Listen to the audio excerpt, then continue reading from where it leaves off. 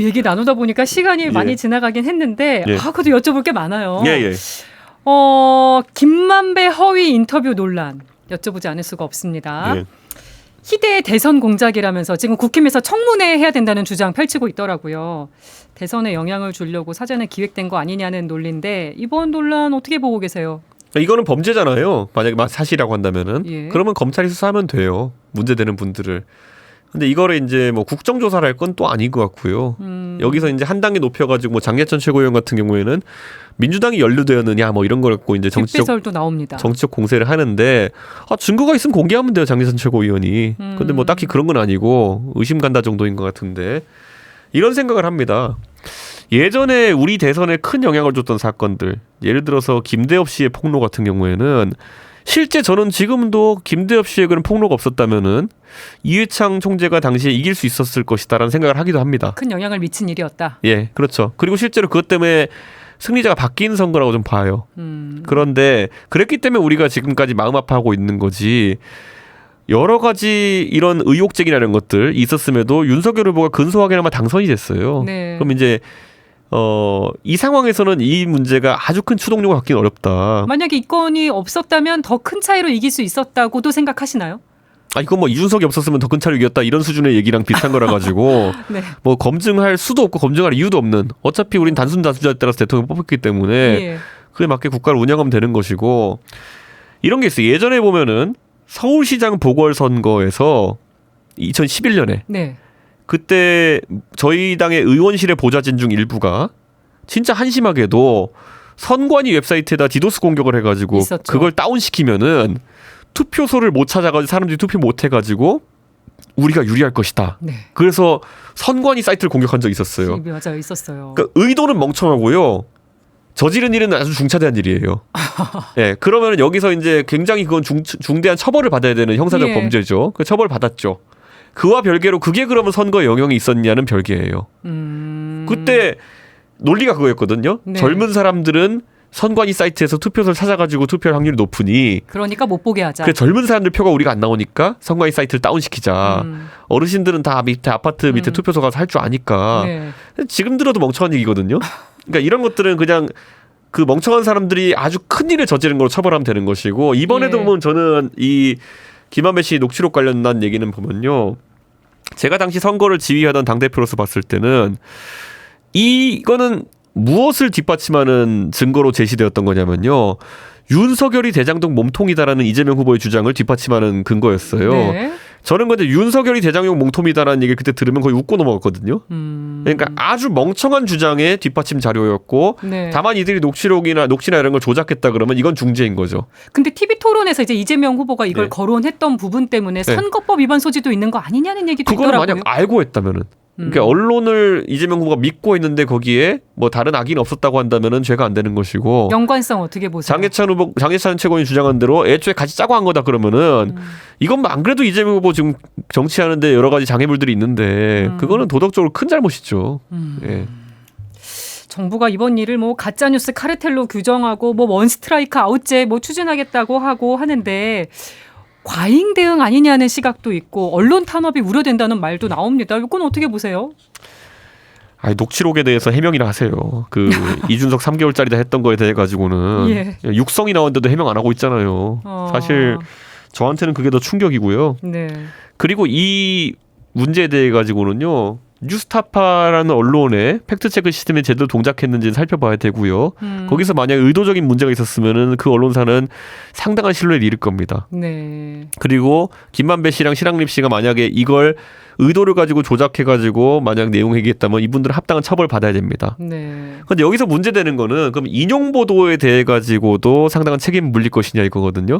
그것도 같이 지금 문제 삼고 있잖아요, 여당에서. 그렇죠. 근데 이거를 잘 보면요, 저는 참 제가 대표로 하면서 했던 수많은 말들을 요즘 다 이 새로운 지도가 뒤집는 걸 보면서 참 무서운 게 예전에 대선 국면에서 언론중재법이라는 걸 민주당이 들고 나와가지고 가짜 뉴스를 뭐 강하게 처벌하겠다, 뭐 그리고 언론사가 망할 때까지 손해배상 물리겠다 이랬을 때 저는요 그때 대선 후보와의 상의를 통해 가지고 아니 언론이 보도를 하다 보면은 당연히 신속성을 추구하다 보면은 정확성이 떨어질 수도 있는 것이고 그 반대가 될 수 있는 거고 하기 때문에 그 정도는 양해할 수 있는 것이고 다만 언론이 나중에라도 그것이 잘못된 걸 알았을 때 정정을 게을리하거나 네. 아니면 애초에 악의적이었거나 이런 것이 드러나지 않는다면은 딱히 징벌적 배상을 크게 물리나 이런 건 하면 안 된다가 저희 주장이었어요. 예. 예, 저 혼자 정한 것도 아니고 상위에서 정했어요. 지금 와가지고 갑자기 집권했다고 해가지고 다른 얘기한다 그러면은 글쎄요, 앞으로 무슨 약속을 한다 하더라도 양치기 소년 취급받을 수 있으니까 저는 좀 신중해라. 네, 이런 생각입니다. 모든 네. 집권자가 집권하고 나면 언론을 불편해합니다. 네, 그거의 또 다른 사례가 되지 않았으면 좋겠습니다. 그리고 지금 야당에서 가장 문제 삼고 있는 현안은 최상병 사망 사건 수사 외압 의혹입니다. 네. 야당에서 이제 특검을 당론으로 채택을 했는데 대통령실 개입 의혹 어떻게 보세요? 저는 어쨌든 박정훈 대령에 대해 가지고 군 검찰이 상당히 장문의 이런 구속영장을 청구했으나 이게 기각된 것은 저는 오만 가지 논리 다 끌어댔으면 안 됐다는 거거든요. 네. 그러면 애초에 항명이라는 것도 성립하지 않았던 것이고 뭐 애초에 그러면 수사 과정에서 문제가 없었던 것이고 네. 지금 박정훈 수사단장은 직위 해제된 것에 대해 가지고 취소 소송을 걸었잖아요. 네. 이 결과까지 보고 나가지고 전 책임질 사람은 크게 책임져야 된다는 생각을 합니다. 대정부 질문에서 대통령 탄핵 소지가 있는 거 아니냐는 말까지 또 나왔는데 대통령이 개입됐다 그러면은 이거는 대통령 탄핵 이전에 그 바른말하는 사람으로 바른말하는 공무원으로 성장한 대통령의 아주 치명적인 타격이 가는 겁니다. 개입 가능성은 어떻게 보세요? 아니 저는 설마 그런 생각을 합니다. 이분이 사람에 충성하지 않는다는 걸로 대통령이 뜨신 분이고 네. 무엇보다도 뭐 추미애 장관이 아무리 자기를 잡으려 그래도 올곧게 대응했기 때문에 대통령 자리에까지 가신 거고 여기서 만약에 그런데 박정훈 대령의 수사가 올곧한데도 거기에 대해 가지고 본인이 만약에 뭐 정치적인 판단이나 정무적인 고려라는 이름 하에 네. 외압을 가하려고 했다 그러면은 공정과 상식이란 키워드 자체가 날아가는 거기 때문에 네. 저는 뭐 탄핵은 그 다음에 뭐 그건 정치적인 절차니까 모르겠지만은 본인의 큰 가치 하나를 상실하는 계기가 될 것이다 이렇게 봅니다. 네. 김혜영의 뉴스 공감 이준석 전 국민의힘 대표와 함께하고 있습니다. 얘기하다 보니까 벌써 시간이 많이 지나갔네요. 네. 1부 여기서 마무리하고요. 저희 또 이어지는 내용 이어서 함께하도록 하겠습니다.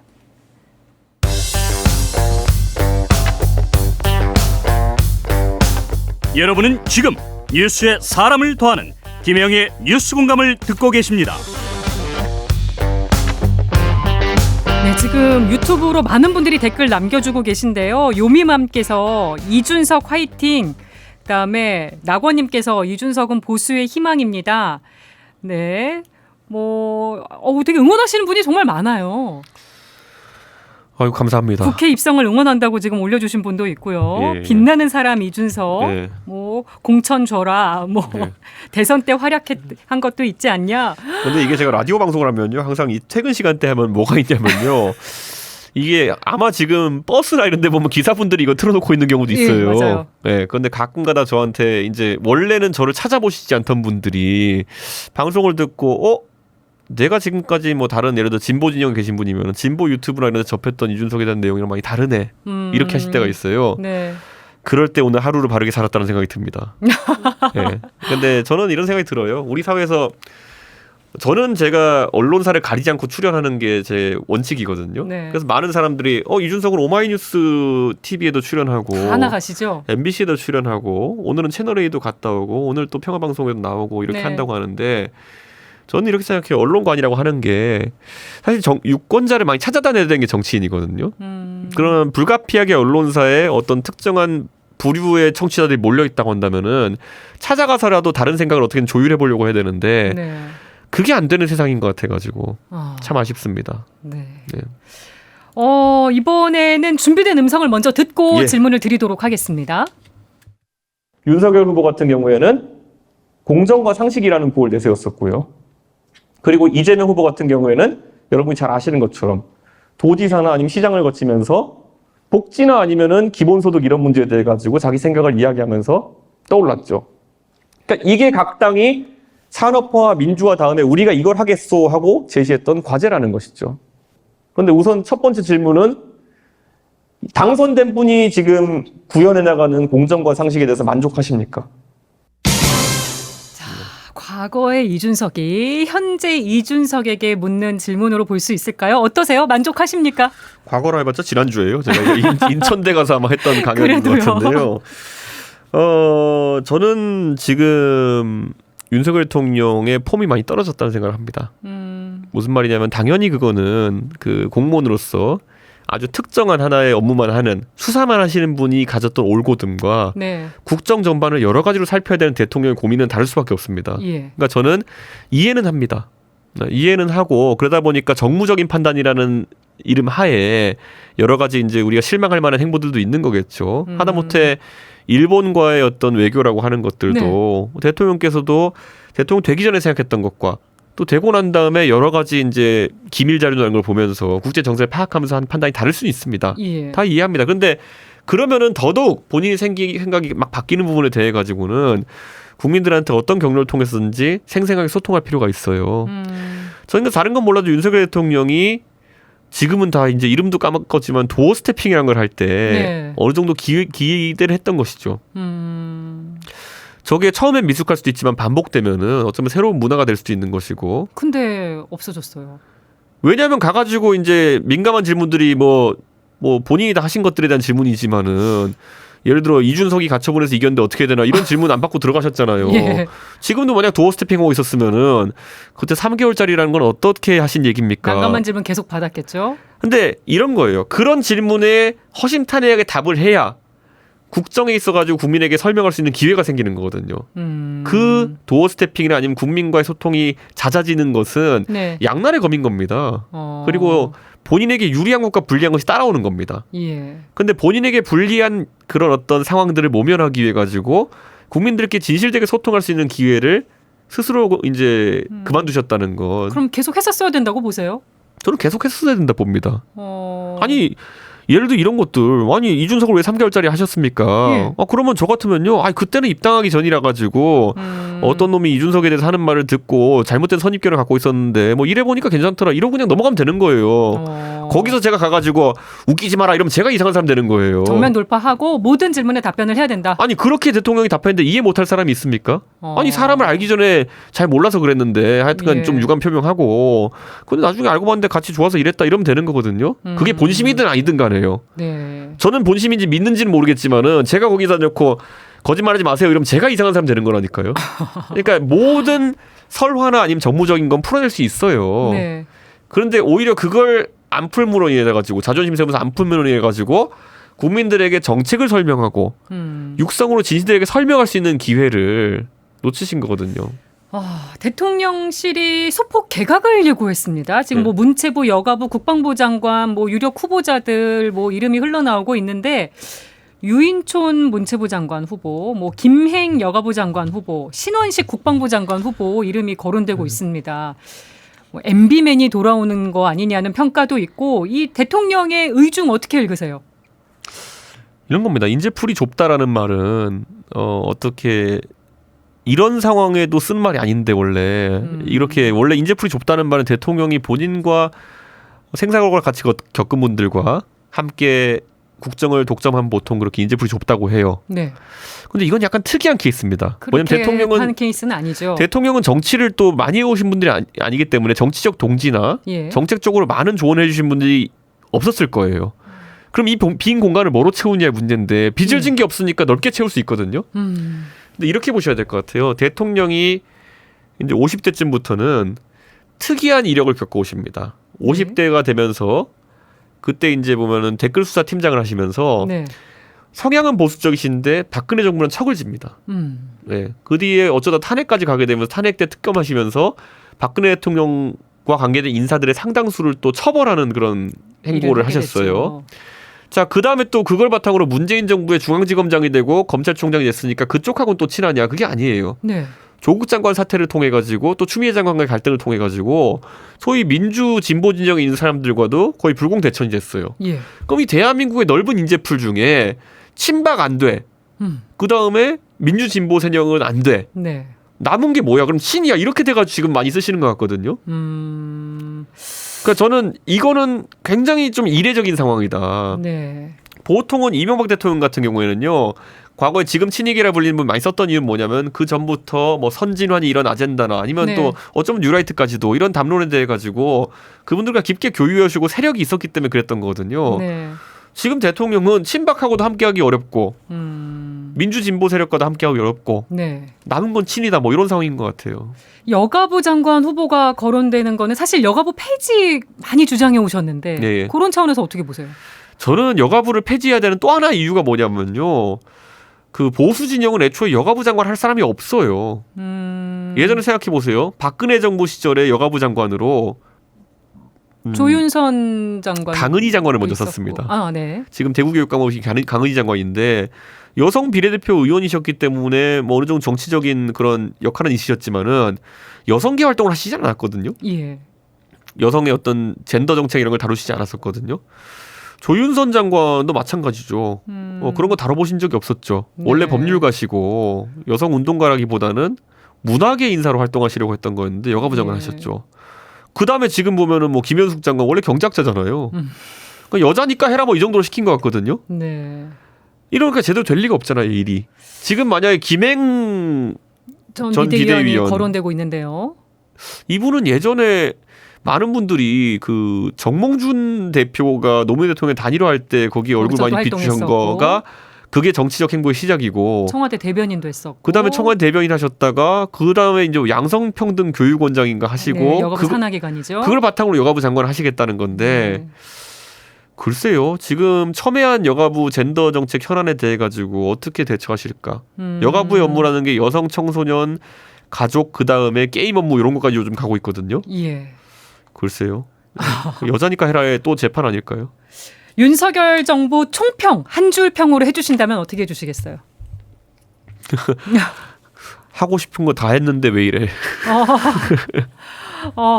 네. 그러니까 이런 거 저는 지적할 수밖에 없는 게 보통 정권이 여소야대 상황이면은 네. 국민들에게 이런 호소를 합니다. 박근혜 대통령 때도 그랬어요. 우리가 정말 민생을 살리고 이렇게 국민들을 위한 법을 만들고 싶은데 저희가 의석이 부족합니다. 도와주십시오 국민 여러분. 저희 불쌍하죠? 뭐 이런 거거든요. 네. 지금은 하고 싶은 거 다 하고 지금 상황에서 우리 더 세게 하려면 의석을 더 주십시오를 해야 되는 상황이거든요. 국민 여러분께서 그러면 지금 내년 총선에서 그래 화끈하게 홍범도 영상 이전에 이러고 더 힘을 실어줄까요? 저는 이게 지금 여당이 가진 딜레마다. 알겠습니다. 여소야들 아무리 얘기해도 불쌍해 보이질 않는다. 네. 하고 싶은 거 다 하고 다니는 것 같다 보인다. 저희 라디오 시간이 다 돼서 라디오는 여기서 인사드리고요. 유튜브 후토크로 이 얘기 이어가도록 하겠습니다. 유튜브로 끝까지 함께해 주시면 감사하겠습니다. 고맙습니다. 이재명 대표 얘기 좀 집중적으로 여쭤보려고요. 단식 12일 차입니다. 지금 많이 딱 한눈에 봐도 수척해진 모습이 눈에 보이는데 어떻게 보세요? 제가 예전에 그 이정현 대표 물러나라고 새누리당 때 2016년에 단식을 제가 13일 해봤습니다. 인간으로서의 한계점이 오셨을 겁니다. 저보다 나이도 많으시고 네. 그리고 또 여러 당대표로서의 업무도 같이 하고 계시니까 그만둬야 됩니다. 왜냐하면 효과가 없고요. 또 한 가지 의미를 부여하자면은 내건계 단식의 목표로 내건계 너무 추상적이었습니다. 그래서 뭐 윤석열 대통령 국정 운영 기조 바꿔라. 예, 개각해라. 뭐 개각해라 뭐 이런 네. 건데 제가 다른 방송 가서도 얘기했지만은 나이 60 넘으신 분한테 너 인성이 잘못됐다 이런 지적하는 거 비슷한 거거든요. 그냥 개괄적인 지적이거든요. 예. 그러니까 이게 대통령에게 적절하지도 않은 지적일 뿐더러 들리지도 않을 뿐더러 바꿀 수가 없습니다. 이거는 왜냐하면은 본인의 통치 스타일은 본인이 확립해가지고 가져가는 것이고 그래도 좀 출구 전략을 마련해줘야 되는 거 아니냐. 대통령실이나 여당 김기현 대표가 가서 좀 위로도 하고 이런 해야 출구 전략이 나오지 않겠냐는 얘기도 여당에서도 나오던데요. 제가 당대표였으면 만났을 겁니다. 이미 한 5일 전쯤에. 네. 그런데 김기현 대표는 지금 본인이 독립행동을 할 수 없는 사람입니다. 그러니까 그거는 이해는 가고요. 예. 다만 그게 정상인 상황은 아닙니다. 이재명 대표 내일 검찰 출석하는 거 어떻게 보세요? 이재명 대표 입장에서 어차피 검찰 출석하는 거를 거부는 하지 않겠지만 가가지고 계속 서면 답변으로 대체하고 어차피 공판 중심주의니까 예. 재판 때 가가지고 본인이 할 말을 많이 하겠다는 취지인 것 같아요. 지금의 검찰의 상황은 정치적인 상황으로 규정하는 것 같아요. 네. 이게 그럼 대중적으로는 아주 안 좋게 비춰지고 있는 게 사실입니다. 특히 단식과 얽혀가지고 이재명 네. 대표가 혐의 소명에 자신감이 없는 거 아니냐 네. 이런 얘기를 하는 분도 있는데 이런 생각이 들어요. 아까 저희가 일부에서 얘기했던 것처럼 이재명 후보의 혐의 입증에 만약에 객관적인 증거를 통한 혐의 입증에 네. 검찰이 실패하게 되면은 이거는 걷잡을 수 없는 전국의 혼란이 될 겁니다. 네, 그렇기 때문에 검찰이 그동안 이재명 대표에 대해 가지고 상당히 다양한 혐의를 수사했거든요. 네. 처음엔 대장동으로 시작해가지고 이건 뭐 한 2년 된 것 같고 이제 너무 많은 건으로. 그다음 백현동 갔던 것 같고 그 다음에는 이제 갔던 게 뭐 성남 FC 이런 거 갔던 네. 것 같고 그러니까 여기까지는 제가 봤을 때 한 묶음이에요. 뭐냐면 이재명 대표가 성남시장이나 아니면 경기도지사로 행정을 할 때 네. 행정 측면에서 잘못했던 판단들에 대해 지적하는 거기 때문에 한 묶음 같은데 그 다음에 이제 나온 게 뭐 변호사비 대납 얘기로 해서 시작됐던 쌍방울 뭐 이런 네. 김성태 회장 수사를 하면서 대북 송금 얘기까지 나오고 있는데 이거는 약간 괴가 달라 보이거든요.